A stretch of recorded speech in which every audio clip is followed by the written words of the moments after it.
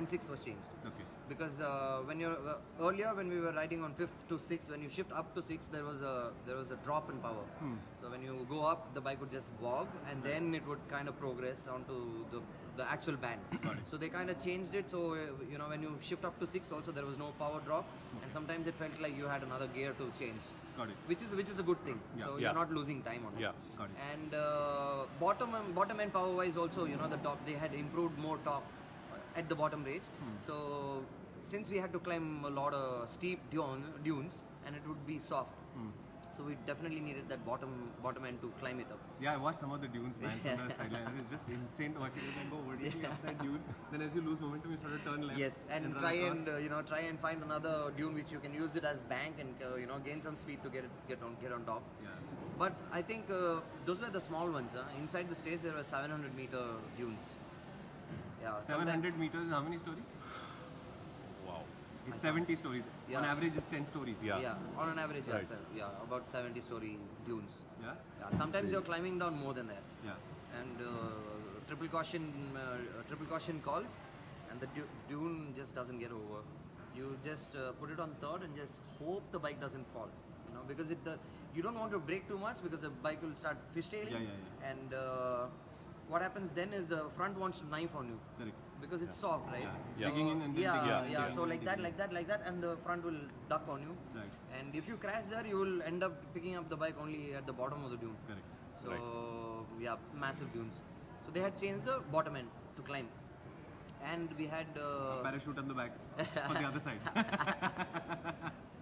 slightly bigger tank, But 32? carrying three more extra liters of fuel. Okay. So sand, consumption is more. Yeah. You're always Is there a limit to how much fuel you can carry on the bike? no, Or not such? really. No. So if I wanted to show up, be the idiot and carry a 65-liter set of tanks, I'd be allowed to do it. I think so. Okay. I think so. I'm not very sure about that regulation, Right. but I think you can. Okay. Because all these quads and all, they carry a lot of fuel. Right. Their tanks are like massive, and they carry a lot of fuel. Okay. So that Okay.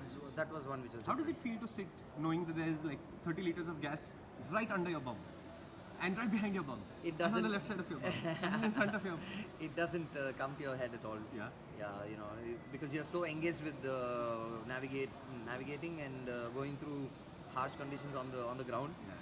All this fuel thing and all doesn't really bother. Yeah, because we were at the departure on the rest day when they were leaving for the liaison section, and I was shooting from below, and all these bikes would come, and the subframe is full of fuel. Right? Yes. And they're the clear plastic, so you can Correct. see the fuel inside. So they're all standing there with fuel sloshing Yes, around inside. yeah. And you're like, Okay, so you have a question. Yeah, you've had your fair share of injuries over the past year. It has been really hard to explain all of this to your family, and we imagine they must have been worried after the last two Dakars. This time when you were heading out. Definitely. It was not really hard because this time because I've been racing for the past 13 years. I've had many injuries before.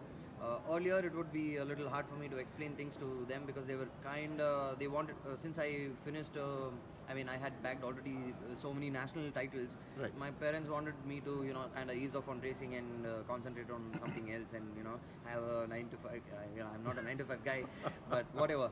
So this time it was them who were there, I broke my leg and I went back. I stayed with my parents for almost 6 months.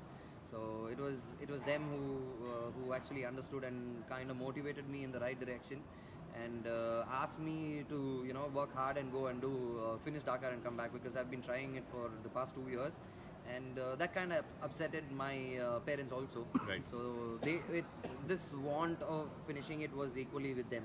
Yeah. So has it sunk in? no, not yet. What will it take? I don't know. It's strange, but I don't know. It's still not there. Congratulations, man! You Thank finished you, it. Thank you. Yeah, I know. I did. But he's very cute. Okay, so we were at the start line on the liaison stage on rest day. Okay, so the bike guys were asked to ride about 180 kilometers, so they didn't have to do it in the dark the next day. And there's a guy with time cards. Okay, he's got a little plastic tray sort of attached to his chest, and he's got these plastic time cards. And as you come, he sees your number, he pulls out your time cards and gives it to you.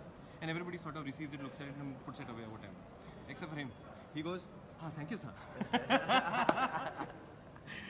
everybody at Dakar, everybody is standing there for the whole day or maybe a lot of hours together. So, a small gesture of appreciation. No, I was really wouldn't impressed. I was probably. like, in that zone, you got your thank yous together and your welcomes together.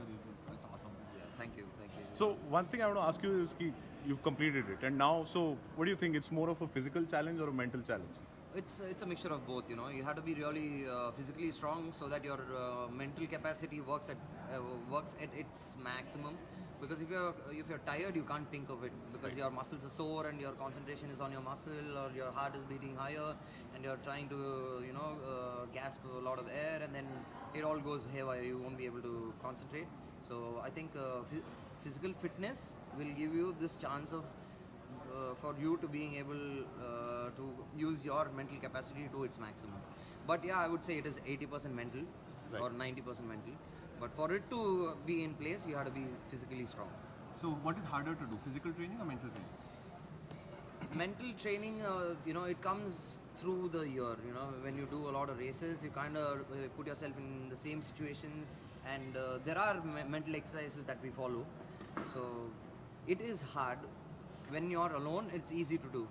When you're outside and when there is an exercise that you have to do, that is when it is hard, and that is when it shows how focused and how effective the exercise has been on you, which is a good thing. Yeah.